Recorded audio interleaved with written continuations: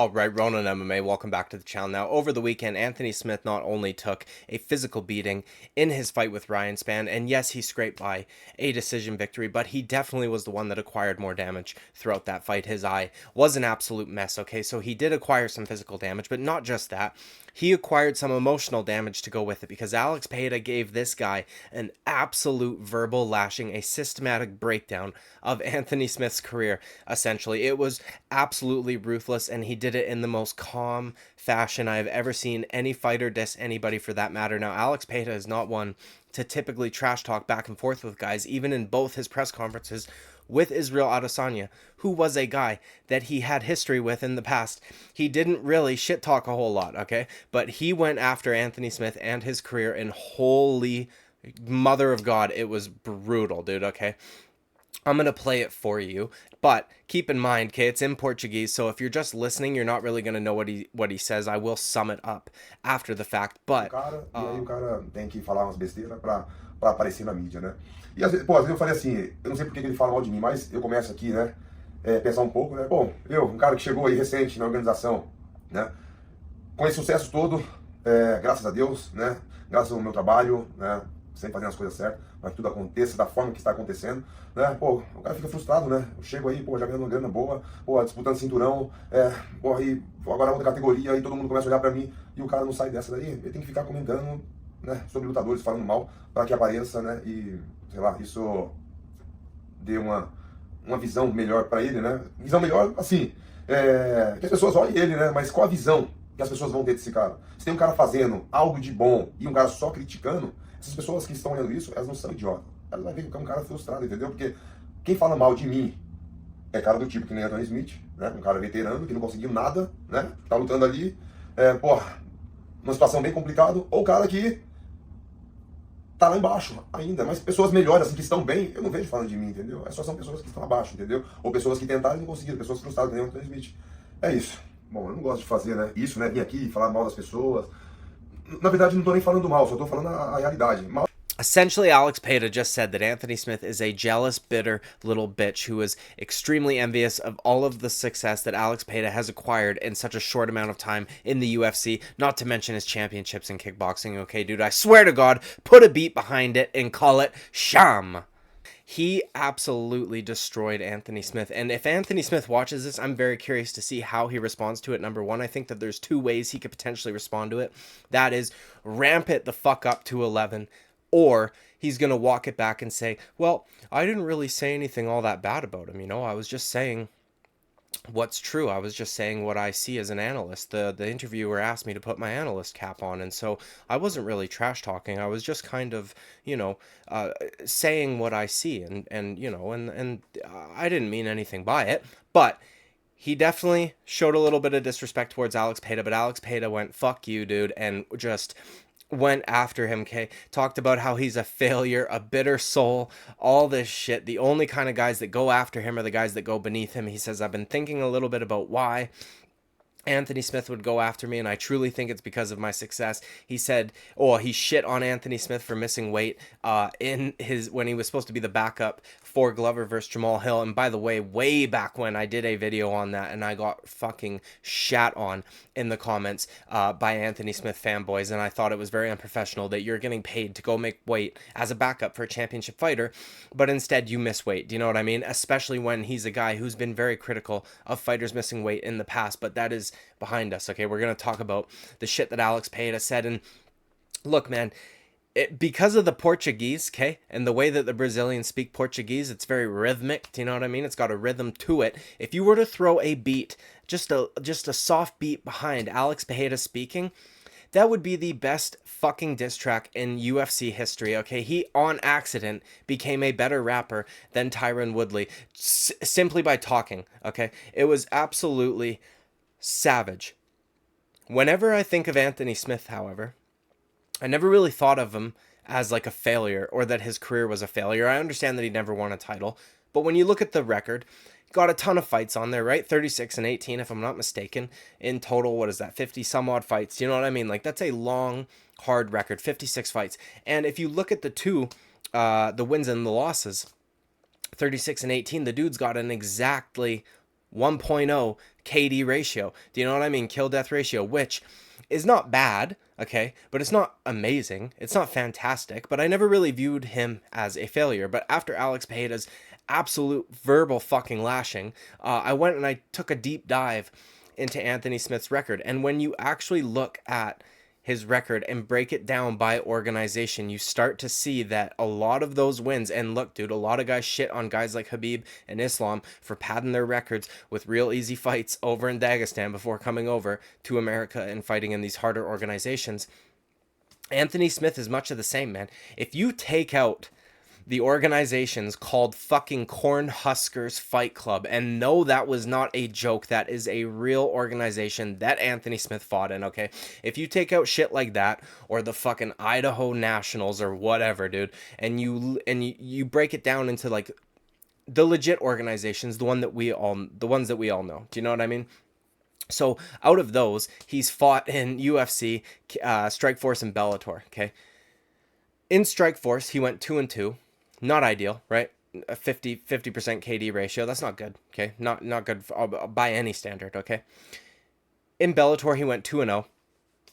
It was against some guys that didn't have the best records, 31-20 and 32-20. So very long in the tooth, a ton of fights, and lost a lot. Okay, these are the kinds of guys that he's beaten over in Bellator, because the Bellator back then was not Bellator now. So then you get to his UFC career, which, by the way, he had one fight in the UFC, and then I think he lost that fight, and then he went and did a couple other ones and shit like Bellator, and then came back to the UFC. His UFC record's 12-8. Okay, I can't do percentages off the top of my head. I think that's a 0.75. It could be like something around there. That is not good, dude. That's basically Angela Hill's record. Do you know what I mean? And when I thought of him, you see all those wins, and and he's just been around for so long that you're like, well, a ton of those had to have came from the UFC, but they fucking didn't, dude. They didn't. He does not have that many wins in the UFC, and he's almost got as many losses as he has wins in the UFC. It's not great, okay? It's just not. Now, if we look at, he fought for a title, which is something that there's very few people that can say they fought for a title. There's even fewer that can say that they won a title, but he fought John Jones. Do you know what I mean? When he fought John Jones, he was on a 3-fight win streak. He beat Rashad Evans, Shogun, and then Volkan Ozdemir, okay? Volkan Ozdemir was the only guy he beat in the top 5. And I don't know that Volkan Ozdemir is a top 5 fighter, okay? I think that it was circumstance. And look, the light heavyweight division's always been historically shallow. He couldn't find success at middleweight, so he moved up. And that might have been something to do with it, dude. Like, middleweight's pretty shallow. Light heavyweight's even more shallow, and especially back then. Volkan Ozdemir got his title shot against Daniel Cormier and his number 2 ranking by beating a split decision to OSP, okay, who is not the OSP of 10 years ago. And then he finished fucking Jimmy Manoa, who everybody finishes, and I think Jimmy Manoa retired after that fight. And then, who was the other guy that he fought? I can't think of it off the top of my head, but it was somebody not ideal. Oven St. Preux, Misha Serkinov, who since fighting Volkan Ozdemir went 2-6 for the rest of his career. I don't even know that he's in the UFC anymore. He might be, but if he is, he should count his blessings, okay? Those are the guys that Volkan Ozdemir got that number 2 spot from. When Anthony Smith fought Volkan Ozdemir, he was ranked number 10, meaning Anthony Smith, which means Shogun and Rashad were outside the top 10, or at the very least, ranked number 10, okay? And by the way, Rashad Evans went on to retire for, I think, close to 4 years after that fight with Anthony Smith, only ever taking a fight again in Eagle FC, whereas the other one, Shogun, I think he went fucking 2-3 after Smith getting finished two or three times and then eventually retired, right? Like, both these guys were at the end of their career. That's my point.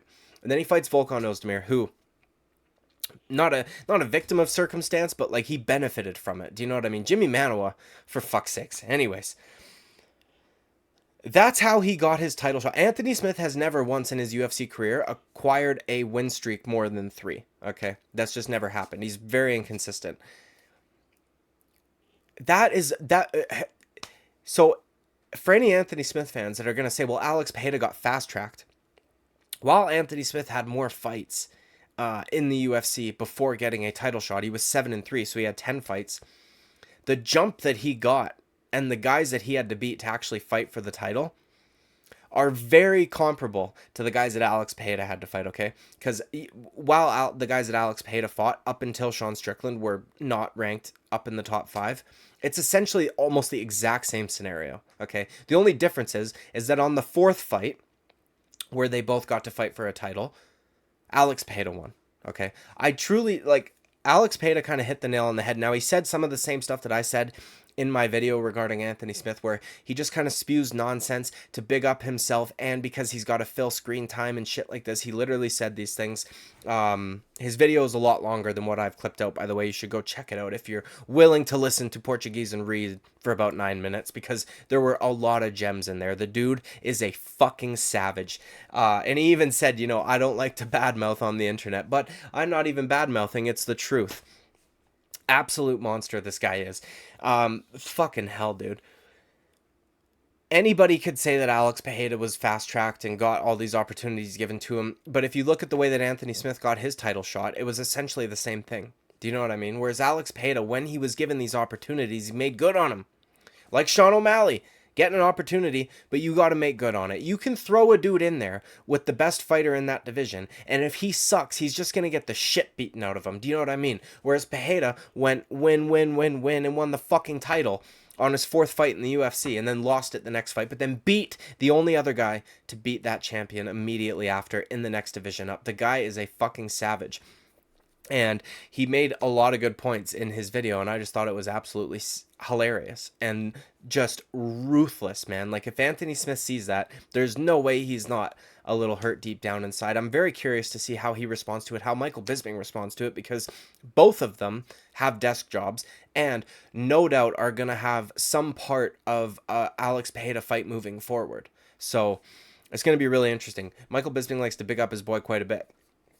But when he was talking about how Anthony Smith needs to like make himself feel better or seem better, he does this a lot, and it's very like not sly, but he does it. I talked about this in the video. He couches his language so much that you have to sift through a whole bunch of fucking cushions and disclaimers and shit to get to the center where you see, oh, he actually did kind of diss that guy there. He told Tom Aspinall that he himself, Anthony Smith, was faster than John Jones. I am not seeing it. Anthony Smith looks like he fights fucking in mud these days. Do you know what I mean? The crazy thing is, too, is Alex Pereira is literally older than Anthony Smith, and we're talking about Anthony Smith retiring. We're talking about Alex Pereira fighting for another fucking championship, man. How could you not be jealous of that guy if you're in Anthony Smith's position? He probably feels like he had to scrape and claw his way up, all this shit.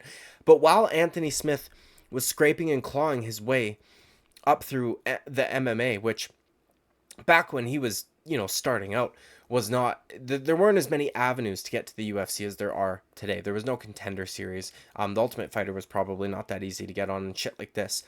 Social media wasn't as big as it was, so if you had a viral moment in a fucking Cornhuskers fight club, Dana White might not have seen it back then. Do you know what I mean? While he was doing that, for anybody that wants to say Alex Pereira didn't have to scrape and claw his way to the top, that motherfucker went 28-8 in kickboxing, all in legit organizations, by the way. There's no Cornhuskers fight club for kickboxing, okay? He fought elite level competition essentially his entire way up. All the elite kickboxers that beat him on the way up, he went and fucking starched later on, okay? Like Yusri Belguri, who fights tonight on Dana White's Contender Series. I can't wait for that one, but regardless, dude. Guy's a savage. Double champ in glory. Middleweight, light heavy. Just watching him do that to Anthony Smith was so fucking brutal, man. And it's like he's just hopping on the train of dissing Anthony Smith, and he doesn't even realize that that's like a popular thing to do. Do you know what I mean? But Anthony Smith doesn't do himself any favors, man. Like, you don't have to shit talk other fighters. He should be big up in Alex Pereira. And what's crazy to me is 2 years ago, when I was contemplating what would happen if Pereira were to do this, because he did it in glory, win the championship and then go up and fight in light heavyweight, or maybe a year ago, whatever, dude. I'm thinking about his potential matchups, and every single guy that's got skill on the ground, I thought, fuck, that's a bad matchup for. And I'll be honest, man, I thought Anthony Smith was a bad matchup for him over a year ago. But I thought he was a bad matchup because I thought, well, he could just take him down and submit him. Do you know what I mean? Like he did to Ryan Spann. But after watching his fight with Ryan Spann last night, or on Saturday, pardon me, and the fact that he failed 2 of 3 takedowns, and the fact that he wasn't really able to get a dominant position with his takedowns, he wasn't able to submit Ryan Spann like he was 2 years ago, and the way that he moves, how slow he is, I thought, bro, I think Alex Pereira fucking starches Anthony Smith. I think he flying knee KOs him or some bullshit, dude, because you got to close the distance on that motherfucker. And it's not going to be easy. It's going to be a hell of a lot harder to close the distance on Alex Pereira than it is Ryan Spann, who is so fucking brain dead that he's fighting a guy known for not having any leg kick defense, and he throws 6 of them. Alex Pereira would throw 6 leg kicks in the first fucking 6 seconds. Do you get me, dude? He'd be chopping those calves immediately. This was hilarious, man. It truly was. Alex Pereira is the last guy on earth that I would expect to create like a response video on fucking YouTube. And I really wish that they would do like an English dubbed version with Glover fucking translating. That would be phenomenal. But because it's Pereira, I was willing to sit there for 9 minutes and read. I don't give a shit. I read for fun, bro. But let me know what you guys think down in the comments below. Do you think Alex Pereira was way too fucking harsh on Anthony Smith? Or are you just glad that somebody finally put Anthony Smith in his goddamn place? Like and subscribe. I would greatly appreciate it. I will see you at the next video. Bye-bye.